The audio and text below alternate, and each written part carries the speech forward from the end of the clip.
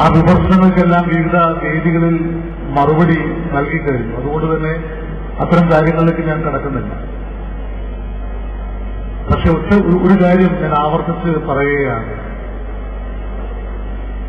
ഒരാൾ മതവിശ്വാസിയാണോ അല്ലയോ എന്ന് തീരുമാനിക്കപ്പെടുന്നത് കേരളത്തിലെ ഏതെങ്കിലും ഒരു രാഷ്ട്രീയ പാർട്ടിയുടെ ഓഫീസിലാവരുത് എന്ന് നമുക്കെല്ലാം അഭിപ്രായമുണ്ട്.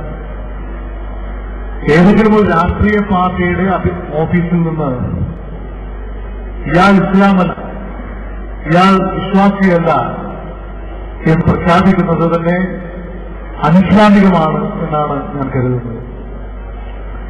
പ്രത്യേകിച്ച്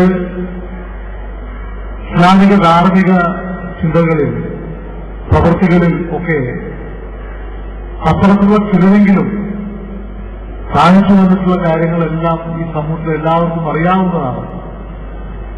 അത്തരം ട്രാക്ക് റെക്കോർഡ് ഉള്ളവർ ഇങ്ങനെയുള്ള പ്രഖ്യാപനങ്ങൾ നടത്തുന്നത് യഥാർത്ഥത്തിൽ ഈ സമൂഹം വേണ്ടത്ര സ്വീകരിച്ചിട്ടില്ല എന്ന് തന്നെയാണ് ഇക്കഴിഞ്ഞ ദിവസങ്ങളിൽ എനിക്കുണ്ടായ അനുഭവം. സുന്നി പ്രസ്ഥാനത്തിന്റെ ഏറ്റവും സ്വീകാര്യമായ വരവേൽപ്പാണ് ചെയർമാൻ എന്നുള്ള നിലയിൽ എനിക്ക് ലഭിച്ചത്. ചെയർമാൻ എന്നുള്ള നിലയിൽ എനിക്ക് പ്രഖ്യാപിക്കാനുള്ളൊരു കാര്യം, വഖഫ് ബോർഡ് എന്ന് പറയുന്നത് കേരളത്തിലെ മുസ്ലിം സമുദായത്തിന്റെ പൊതുവിൽ സുന്നി പ്രസ്ഥാനത്തിന്റെ പ്രത്യേകിച്ചും അതിന് അവകാശപ്പെട്ട വഖഫ് ബോർഡ്. പക്ഷേ വഖഫ് ബോർഡിൽ രജിസ്ട്രേഷന് വേണ്ടി അപേക്ഷിച്ചിട്ട് ധാരാളം സ്ഥാപനങ്ങൾ ഇപ്പോഴും നിരാകരിക്കപ്പെട്ട് കിടക്കുകയാണ്. എനിക്ക് നൽകിയ നിവേദനത്തിൽ 400ഓളം സ്ഥാപനങ്ങളുണ്ട് എന്നാണ് പറയുന്നത്.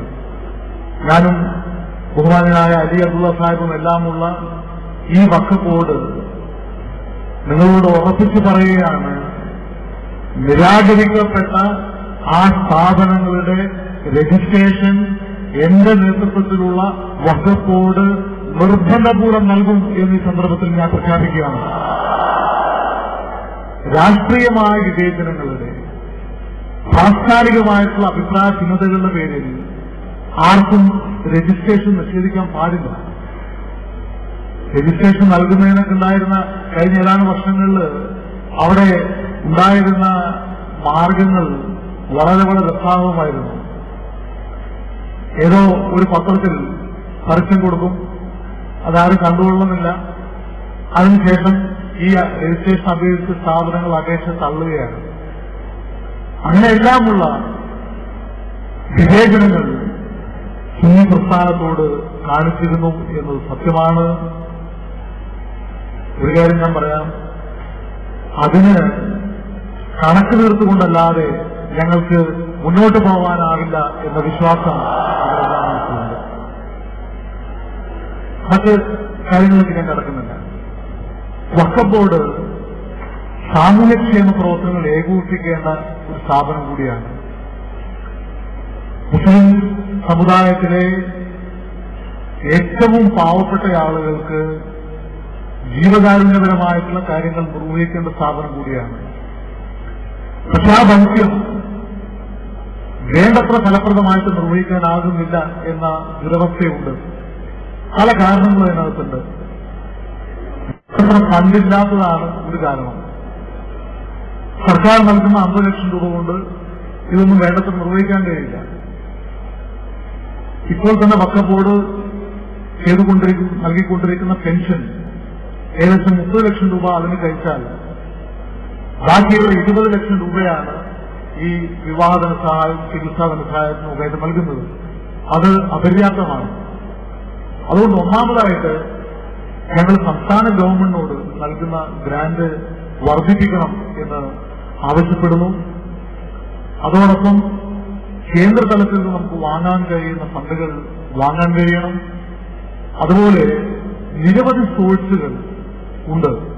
അതെല്ലാം ഉപയോഗപ്പെടുത്തി വഖഫ് ബോർഡിനൊരു നല്ല മുഖം, സാമൂഹ്യക്ഷേമത്തിന്റേതായിട്ടുള്ള, സമുദായക്ഷേമത്തിന്റേതായിട്ടുള്ള ഒരു നല്ല മുഖം നൽകാൻ ഞങ്ങൾ പ്രതിബദ്ധതയോടെ പ്രവർത്തിക്കും എന്നുകൂടി പറയുകയാണ്.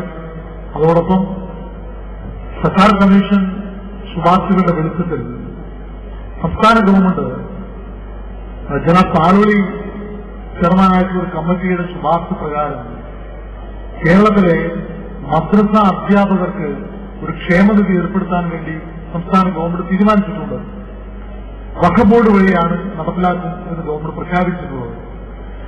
കാലതാമസം കൂടാതെ കാലവിളംബം കൂടാതെ ആ ക്ഷേമനിധി കേരളത്തിലെ മദ്രസ അധ്യാപകർക്ക് ലഭ്യമാക്കാൻ എന്റെ നേതൃത്വത്തിലുള്ള ബോർഡ് പ്രതിബദ്ധതയോടെ പ്രവർത്തിക്കും എന്നുകൂടി ഈ സന്ദർഭത്തിൽ അറിയിച്ചുകൊണ്ട് സന്തോഷകരമായ ആഹ്ലാദകരമായ ഈ സുദിനത്തിന് ഈ ചടങ്ങിലേക്ക് എന്നെ ക്ഷണിച്ച ആദരണീയരായ സംഘാടകരോട് എനിക്കുള്ള നന്ദിയും കടപ്പാടും ഒരിക്കൽ കൂടി രേഖപ്പെടുത്തിക്കൊണ്ട് ഇവിടെ എത്തിയിട്ടുള്ള എല്ലാ സഹോദരന്മാർക്കും ആശംസകൾ നേർന്നുകൊണ്ട് നിർത്തുന്നു.